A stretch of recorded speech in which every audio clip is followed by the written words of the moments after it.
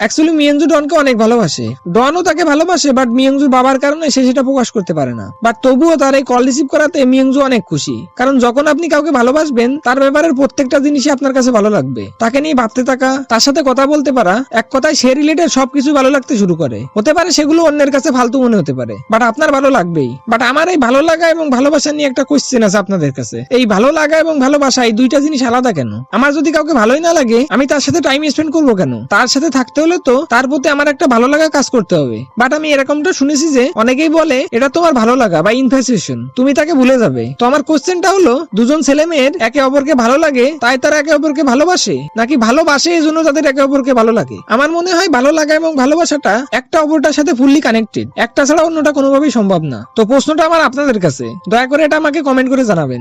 যাই হোক, এবার মুয়ংকে দেখানো হয় তার ফ্রেন্ডটাকে মেসেজ করে যে তুমি তাড়াতাড়ি করিয়া চলে আসো, আমি তোমার জন্য ওয়াইন কিনেছি। মুয়ং বলে আমি কোনো মেয়ের সাথে রিডিং করবো কেন, তুমি আমার জন্য একটা ভালো ছেলে খোঁজো। তার বন্ধু বলে ওই ছেলের কি হলো যাকে তুমি ওখানে পেয়েছিলে? ও সে তো আবার তোমার টাইপের না, তাই না? মুয়ং বলে না, ওরকম না, ও অনেক ভালো, আর ওকে আমার না বলা উচিত হয়নি, ওকে আমার মনের কথা বলে দেওয়া উচিত ছিল। এদিকে সিজিনকে দেখানো হয় সেও মুয়ংকে মিস করছিল, আর মুয়ং ও সিজিনকে মেসেজ করতে যায়, বাট তবুও কিছু একটা ভেবে মেসেজটা কেটে দেয়।